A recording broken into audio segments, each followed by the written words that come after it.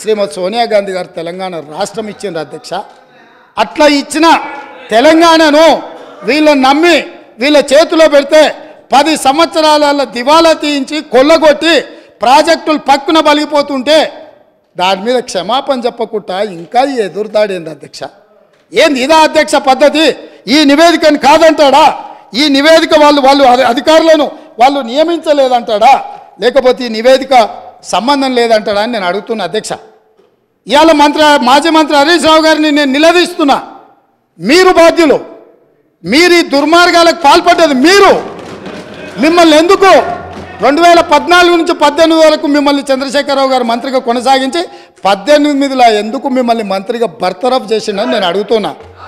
మీరు ఈ దోపిడీలో ఆ తర్వాత వచ్చిన చంద్రశేఖరరావు ఈ శాఖకు మంత్రి, ఈ పాపాలకంతా వాళ్ళిద్దరు కారణం కాదా అధ్యక్ష?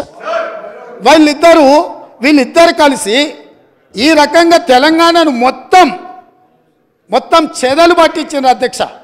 తెలంగాణను మొత్తం దోపిడి. ఇట్లాంటి పరిస్థితుల్లో ఇంకా కూడా ఈ రకమైన మొండి వాదనలు తొండి వాదనలు వద్దు హరీష్ రావు గారు.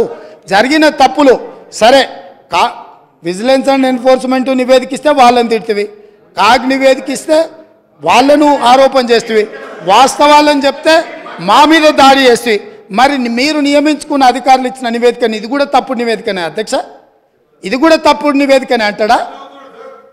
అంటే ఎటు పోతున్నాము అధ్యక్ష? మనము ఎక్కడికి వెళ్తున్నాము? ఏం చర్చ జరుగుతుంది అధ్యక్ష? నేను వాస్తవంగా ఏం మాట్లాడుతూ మా మంత్రి గారు, మా ఉప ముఖ్యమంత్రి గారు మాట్లాడతారు, చూద్దాము మిత్రుడు ఏమేమి చెప్తాడు. ఎందుకంటే 10 ఏళ్ళ అనుభవంలో ఏమైనా మెరుగైండేమో, ఏమైనా మారిండేమో అనుకున్న. గతంలో నాకు బాగానే పరిచయమో, కానీ ఇంకా అంతకంటే దిగజారిపోయి 4 సార్లు ప్రాజెక్టుకు శిలాపలకాలు వేసిండ్రంటారు. మంచిదే, ఫస్ట్ ప్రాణహితనే ఉండే, చేవెళ్ళ చెల్లమ్మ అడిగితే చేవెళ్ళ దగ్గరకు వచ్చింది. శిలాపలకం వేయొద్దా? ఇవాళ వారి పక్కనే ఉంది కదా చేవెళ్ళ చెల్లమ్మ. ఎందుకు ఆ అక్క కూడా చెప్తలేదు హరీష్ నువ్వు మాట్లాడేది తప్పని? చేవెళ్ళ ప్రాజెక్ట్ ఆగిపోతే అక్కతో పాటు మేము కూడా ధర్నాకు పోయి లోపలికి దిగినాం కదా. వీళ్ళు వచ్చినాక దుర్మార్గం జరిగింది, చంద్రశేఖరరావు ముఖ్యమంత్రి అయినాక దుర్మార్గం జరిగింది.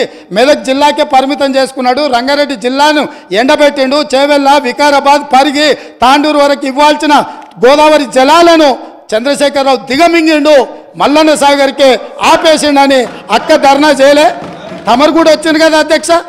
ఇవాళ ఎదురుగ్గా కూర్చొని పచ్చి అబద్ధాలు మాట్లాడుతుంటే మా అక్క మా జిల్లా కోసం మాట్లాడతలేదంటే నాకు ఆశ్చర్యం అనిపిస్తుంది.